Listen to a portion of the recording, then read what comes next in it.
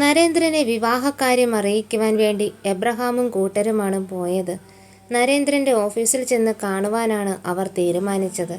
എന്നാൽ നരേന്ദ്രൻ എബിയുടെ വീട്ടുകാരാണ് എന്നറിഞ്ഞതും അവരോടൊന്നും സംസാരിക്കാൻ താല്പര്യമില്ല എന്ന് പറഞ്ഞു വിടുകയാണ് ചെയ്തത്. അത് അവർക്കൊരു നാണക്കേടാണ്. ഈ വിവരം ഉടൻ തന്നെ ജോർജ് വിളിച്ച് എബ്രഹാമിനെ അറിയിക്കുകയും ചെയ്തു. ഇത്രയും കാലം ആരുടെ മുൻപിലും തലകുനിച്ച് നിന്നിട്ടില്ല ഞാൻ. എൻ്റെ മകൻ കാരണം അതും വേണ്ടി വന്നു. ദേഷ്യത്തോടെ ഷേർലിയുടെ മുഖത്തേക്ക് നോക്കിക്കൊണ്ട് ജോർജ് പറഞ്ഞു. എന്താ കാര്യം? മനസ്സിലാവാത്തതുപോലെ ഷേർലി ചോദിച്ചു. നടന്ന സംഭവങ്ങൾ അയാൾ പറഞ്ഞു. ഇവളുടെ അച്ഛനോട് ചെന്ന് ഈ കാര്യം പറയണമെന്ന് ആർക്കായിരുന്നു ഇപ്പോൾ അത്യാവശ്യം? ഞാൻ പറഞ്ഞതല്ലേ ഈ വിവരങ്ങളൊന്നും നിലയുടെ അച്ഛനെ അറിയിക്കേണ്ടെന്ന്. ഞാൻ പറഞ്ഞു കഴിഞ്ഞല്ലോ മറ്റൊരു വിവാഹം ആലോചിച്ചിരുന്നു. അദ്ദേഹം അവൾക്ക് എൻ്റെ കൂടെ നില വന്നത് അതുകൊണ്ടാണ്. അദ്ദേഹം ഈ വിവാഹത്തിന് സമ്മതം പറയുമെന്ന് നിങ്ങൾക്കാർക്കെങ്കിലും തോന്നുന്നുണ്ടോ? എബി ചോദിച്ചു. അടിച്ച വഴിയെ പോയില്ലെങ്കിൽ പോയ വഴിയെ അടിക്കുക എന്ന് പറഞ്ഞു കേട്ടിട്ടേ ഉള്ളൂ. അങ്ങനെ ചെയ്യാം, അല്ലാതെ എന്ത് ചെയ്യാൻ?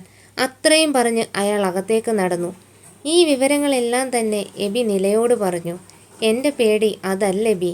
ഇനിയിപ്പോൾ നമ്മൾ ഇവിടെ ഉണ്ടെന്നറിഞ്ഞത് ജയദേവനും കൂട്ടാളികളും നമ്മളെ പിടിക്കാൻ വരുമോ എന്നാണ്.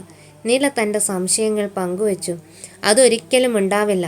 കാരണം ഇപ്പോൾ നമ്മുടെ വീട്ടിൽ നിന്നും ഉണ്ടായ ഈ ഒരു മൂവ്മെൻറ്റ് നല്ലതായിരുന്നു എന്നാണ് എനിക്ക് തോന്നുന്നത്. ഇവിടെ ഉണ്ട് നീയെന്ന് ഇപ്പോൾ നിൻ്റെ അച്ഛനറിയാം.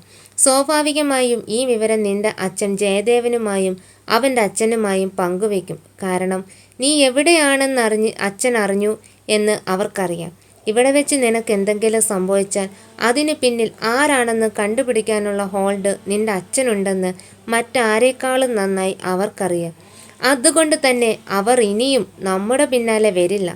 ഈ വിഷയം എൻ്റെ വീട്ടുകാരേറ്റെടുത്തു കഴിഞ്ഞു എന്നും മനസ്സിലായി കാണും. ഇനി എന്ത് ചെയ്യണമെന്ന് പ്ലാൻ ചെയ്യുകയായിരിക്കും. ഇനി നമ്മൾ എന്താ ചെയ്യാൻ പോകുന്നത്? നില മനസ്സിലാവാതെ അവൻ്റെ മുഖത്തേക്ക് നോക്കി ചോദിച്ചു. സത്യം പറഞ്ഞാൽ ഒഴുക്കിനൊപ്പം നീന്തുക എന്ന് കേട്ടിട്ടില്ലേ എന്ന് പറഞ്ഞതുപോലെയുള്ള ഒരു അവസ്ഥയിലാണ് ഞാനിപ്പോൾ. ഇത് എവിടെ ചെന്ന് അവസാനിക്കുന്നോ അവിടെ അവസാനിക്കട്ടെ എന്നാണ് വിചാരിക്കുന്നത്. അങ്ങനെ ആകുമ്പോൾ നോ ടെൻഷൻ. നീ സമാധാനത്തോടെ ഇരിക്കാൻ നോക്കടി ഭാര്യയെ, അവൻ പറഞ്ഞു. എനിക്ക് വല്ലാത്ത ടെൻഷൻ വരുമ്പോൾ എബി എന്താ ചെയ്യാറ്? ടെൻഷൻ വരുമ്പോൾ ഞാനൊന്നെങ്കിൽ നല്ല ഫുഡ് കഴിക്കും, ഇല്ലെങ്കിൽ ബാത്റൂമിൽ പോകും. അവൾ എൻ്റെ മുഖത്തേക്ക് നോക്കി പറഞ്ഞ്. അയ്യേ, അവളും മുഖം ചുളിച്ചു. ഒരു മനുഷ്യൻ കൃത്യമായി എല്ലാ ദിവസവും രാവിലെയും ചില സാഹചര്യങ്ങളിൽ വൈകിട്ട് നടത്തുന്ന ഒരു പ്രക്രിയയെക്കുറിച്ച് ഞാൻ പറഞ്ഞതിന് നീ ഇത്ര പുച്ഛിക്കേണ്ട കാര്യം എന്താ? അവൻ അവളെ നോക്കി ചോദിച്ച്. എബിക്കെല്ലാം തമാശയാണ്. എനിക്കാണെങ്കിൽ ടെൻഷനായിട്ട് പാടില്ല. എനിക്ക് ടെൻഷൻ കൂടുതലുള്ളതുകൊണ്ട് ഞാൻ അമ്മച്ചി ഉണ്ടാക്കിയ നല്ല കപ്പയും തുലർത്തിയതും കഴിച്ചുകൊണ്ട് ടെൻഷൻ അടിക്കാം. നീ ഇവിടെ ഇരുന്നു കൊണ്ട് ടെൻഷൻ അടിക്കും. അവൻ അതും പറഞ്ഞ് അകത്തേക്ക് പോയപ്പോൾ എങ്ങനെയാണ് ഇങ്ങനെയൊക്കെ സംസാരിക്കാൻ കഴിയുന്നതെന്നാണ് ആ നിമിഷം നില ചിന്തിച്ചത്. ഏതോ ആളില്ലാത്ത ഒരു സ്ഥലത്ത് കെട്ടിയിട്ടിരിക്കുകയാണ് നരേന്ദ്രന്. കൈകൾ രണ്ടും കെട്ടിയിട്ട ശേഷം അയാൾ അരികിലേക്ക് കറുത്ത നിറത്തിലുള്ള ഷർട്ടും ബ്ലൂ ജീൻസും ഇട്ട് ഒരാൾ നടന്നു വരുന്നു. അവ്യക്തമാണ് മുഖം, എങ്കിലും ലൈറ്റ് അടിച്ചപ്പോൾ ആ മുഖം തെളിഞ്ഞു കാണാൻ സാധിക്കുന്നുണ്ട്. ജയദേവൻ. എന്തൊക്കെയോ മുദ്രപത്രങ്ങളിൽ ബലമായി നരേന്ദ്രൻ്റെ കൈകൾ കൊണ്ട് അയാൾ ഒപ്പിടിയിപ്പിക്കുന്നു. അയാൾ ചെറുക്കാൻ ശ്രമിക്കുന്നുണ്ട് നരേന്ദ്രൻ. പക്ഷേ അതൊക്കെ ദുർബലമായി പോകുന്നു. തനിക്ക് ആവശ്യമുള്ളതെല്ലാം കിട്ടിയതിന് ശേഷം അയാൾ തൻ്റെ തോളിൽ കിടന്ന ഒരു കയറെടുത്ത് നരേന്ദ്രൻ്റെ കഴുത്തിലേക്ക് കെട്ടുന്നു. ശേഷം പിന്നിലേക്ക് നിന്ന് കുറച്ചുകൂടി കട്ടിയായി മുറിക്കുന്നു. നരേന്ദ്രൻ്റെ കണ്ണുകൾ ചുവന്നു തുറിച്ച് പുറത്തു വരുന്നുണ്ട്. ശ്വാസമെടുക്കാൻ അയാൾ ആവുന്നത്ര ശ്രമിക്കുന്നുണ്ട്, പക്ഷെ സാധിക്കുന്നില്ല. വീണ്ടും കയർ മുറുകുകയാണ് ജയദേവൻ ചെയ്യുന്നത്. അടുത്ത നിമിഷം തന്നെ ഒരു പിടിച്ചലിലൂടെ നരേന്ദ്രൻ്റെ കണ്ണുകൾ പുറത്തേക്ക് തുറച്ചു വന്നു.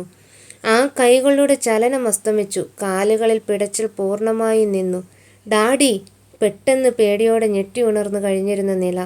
അവൾ എഴുന്നേറ്റതും പെട്ടെന്ന് അവളുടെ മുഖത്തേക്ക് സൂക്ഷിച്ചു നോക്കി എബി. എന്താടോ, എന്തു പറ്റി? അവൾ ആകെ വിയർത്തിരിക്കുകയാണ്. നന്നായി ഭയന്നതുപോലെ. മുഖം കാണുമ്പോൾ തന്നെ മനസ്സിലാവുന്നുണ്ട് അവൾ എന്തോ പേടി സ്വപ്നം കണ്ടതാണെന്ന് അവന് മനസ്സിലായി. അവൻ പെട്ടെന്ന് അവളുടെ മുഖത്തേക്ക് നോക്കി. എന്തു പറ്റി? എന്തെങ്കിലും മോശം സ്വപ്നം കണ്ടോ? അവളുടെ മുഖത്തേക്ക് നോക്കിക്കൊണ്ട് അവൻ ചോദിച്ചു. ആ ഡാഡിയെ അവരെല്ലാവരും കൂടി എന്തോ ചെയ്യുന്നത് പോലെ ഞാൻ സ്വപ്നം കണ്ടു. എനിക്ക് പേടി വരുന്നു. അവർ എല്ലാവരും എന്തെങ്കിലും ചെയ്യും. ഡാഡിക്ക് എന്തെങ്കിലും പറ്റുമോ എന്ന് എനിക്ക് പേടിയുണ്ട്. അയാൾ ആ ജയദേവൻ എൻ്റെ ഡാഡിയെ ചിലപ്പോൾ ഇല്ലാതാക്കാൻ പോലും മടിക്കില്ല. ഓർത്തിട്ട് എനിക്ക് പേടി വരുന്നു. അവൾ അവൻ്റെ മുഖത്തേക്ക് നോക്കിക്കൊണ്ട് നിസ്സഹായമായി പറഞ്ഞു. പേടിക്കാതെ. ഒരു സ്വപ്നം കണ്ടതിൻ്റെ പേരിൽ ഇങ്ങനെ പേടിച്ചാലോ? ഡാഡിക്കൊന്നും സംഭവിക്കില്ല. എന്തൊക്കെയാണെങ്കിലും നിന്റെ ഡാഡിക്ക് അവരെ പിടിച്ചു നിൽക്കാനുള്ള ഗട്ട്സ് ഉണ്ടെന്ന് എനിക്ക് തോന്നിയിട്ടുള്ളത്. അവൻ അവളുടെ മുഖത്തേക്ക് നോക്കി പറഞ്ഞു. ഒരുപാടൊന്നും പിടിച്ചു നിൽക്കാനുള്ള കഴിവ് ഡാഡിക്കുണ്ടാകില്ല. മാത്രമല്ല, വീടിനുള്ളിൽ വെച്ച് തന്നെ ഡാഡി ഇല്ലാതാക്കണമെങ്കിൽ അവർക്ക് കഴിയും. വീട്ടിനുള്ളിലുണ്ടല്ലോ ഒരു പൂതന. അവരെല്ലാവരും കൂടി ഡാഡിയെ എന്തെങ്കിലും ചെയ്യുമോ എന്ന് സത്യമായും എനിക്ക് പേടിയുണ്ട്. ഡാഡിയെ രക്ഷിക്കാൻ നമുക്കെന്തെങ്കിലും ചെയ്യാൻ പറ്റുമോ? എവിക്ക് ഏതെങ്കിലും വിധത്തിൽ എന്നെ ഹെൽപ്പ് ചെയ്യാൻ പറ്റുമോ? അവൾ പ്രതീക്ഷയോട് അവൻ്റെ മുഖത്തേക്ക് നോക്കിക്കൊണ്ട് ചോദിച്ചു. താൻ സീരിയസ് ആയിട്ടാണോ ഈ പറയുന്നത്? ഏതായാലും ഡാഡിക്ക് പ്രശ്നങ്ങളൊന്നും ഉണ്ടാകില്ലെന്ന് തന്നെ വിശ്വസിക്കൂ. അത് വിശ്വാസം മാത്രമല്ലേ? ഇപ്പോൾ തന്നെ ഞാൻ എബിയെ ഒരുപാട് ബുദ്ധിമുട്ടിക്കുന്നുണ്ടെന്ന് എനിക്കറിയാം. ഇനിയും ബുദ്ധിമുട്ടിക്കുന്നത് ശരിയല്ലെന്നറിയാം. പക്ഷെ ചെയ്യുന്നത് ശരിയല്ല എന്ന പൂർണ്ണ ബോധ്യമുണ്ടായിട്ടും ഞാൻ വീണ്ടും ഇങ്ങനെ ബുദ്ധിമുട്ടിക്കുന്നത് മറ്റൊന്നും കൊണ്ടല്ല. എനിക്ക് സഹായം ചോദിക്കാൻ എബി മാത്രമേ ഉള്ളൂ എന്നതുകൊണ്ടാണ്. ഇപ്പം തന്നെ ഞാൻ കാരണം ഒരുപാട് ബുദ്ധിമുട്ടുകൾ എബിക്കുണ്ടായിട്ടുണ്ട്. അതൊക്കെ എനിക്കറിയാം. എങ്കിലും ഒരിക്കൽ കൂടി ഇതെനിക്ക് വേണ്ടി ബുദ്ധിമുട്ടുമോ? എനിക്ക് എങ്ങനെയെങ്കിലും ഒരാഴ്ചയെങ്കിലും ഡാഡിക്കൊപ്പം നിൽക്കണം. അതിനുള്ള എന്തെങ്കിലും ഐഡിയ എബിയുടെ മനസ്സിലുണ്ടോ? അവൾ പ്രതീക്ഷയോടെ അവൻ്റെ മുഖത്തേക്ക് നോക്കി ചോദിച്ചു. ഒരൊറ്റ ഐഡിയ ഉള്ളൂ. നടന്ന കാര്യങ്ങളെല്ലാം നീ ഡാഡിയോട് ചെന്ന് പറയുക. പുള്ളിക്ക് നിന്നെ മനസ്സിലാവാതിരിക്കില്ല. ശേഷം പുള്ളി തന്നെ നിന്നെ എത്രയും പെട്ടെന്ന് സ്വീകരിക്കുമെന്നാണ് എനിക്ക് തോന്നുന്നത്. അത് വേണ്ട. ഈ പ്രശ്നങ്ങളൊക്കെ കഴിയുമ്പോൾ ചിലപ്പോൾ അയാൾ തന്നെ എനിക്ക് വിവാഹം ആലോചിക്കും ഡാഡി. എനിക്ക് പേടിയാ സത്യം. അതുകൊണ്ട് മാത്രമല്ല എനിക്ക് എബിയെ. അവൾ ഒന്ന് നിർത്തി. എബിയെ? അവൻ വീണ്ടും എടുത്തു ചോദിച്ചു. എനിക്ക് എബിയെ കാണാതിരിക്കാൻ പറ്റില്ല. അതുകൊണ്ട് അവൾ അത് പറഞ്ഞതും അവൻ്റെ ചൊടിയിൽ ഒരു പുഞ്ചിരി വിടർന്നിരുന്നു. അതെന്താ? അങ്ങനെ അവൻ അവളുടെ മുഖത്തേക്ക് നോക്കിക്കൊണ്ട് ചോദിച്ചു. അതെനിക്കറിയില്ല. പക്ഷേ അതങ്ങനെയാണ്. എനിക്കെന്തോ എബിയെ കാണാതിരിക്കാനൊന്നും പറ്റില്ല. ഏതായാലും താൻ ഇത്രയും വിഷമിച്ച് എന്നോടൊരു കാര്യം പറയുമ്പോൾ ഞാൻ എങ്ങനെയാ പറ്റില്ലെന്ന് പറയുന്നത്? ഞാനൊന്ന് ആലോചിച്ച് നോക്കട്ടെ എന്തെങ്കിലും വഴി കിട്ടുമോ എന്ന്. എങ്കിലും താൻ ഒരുപാട് പ്രതീക്ഷിക്കുക ഒന്നും വേണ്ട കേട്ടോ. ഞാൻ എന്തെങ്കിലും വഴി കണ്ടുപിടിച്ചാൽ നീ എൻ്റെ കൂടെ നിൽക്കുമെന്നുള്ള ഉറപ്പല്ലേ? എബി ചോദിച്ചു. എബിയുടെ കൂടെ ഏത് പ്രതിസന്ധിയിലും ഞാനുണ്ടാവും, അവൾ ഉറപ്പ് പറഞ്ഞു. വീട്ടിൽ ജോർജ് ഒഴികെ ബാക്കി എല്ലാവർക്കും നിലയെ വലിയ ഇഷ്ടമായിരുന്നു. എബിയുടെ സഹോദരങ്ങളൊക്കെ വീഡിയോ കോൾ ചെയ്യുമ്പോൾ നിലയോട് സംസാരിക്കാറുണ്ട്. ജോർജ് എന്നാൽ അവളോട് അധികം മിണ്ടാറില്ല. എന്നാൽ പരസ്പരം കാണുന്ന സമയങ്ങളിൽ അവളെ ഒന്ന് നോക്കുക മാത്രം ചെയ്യും.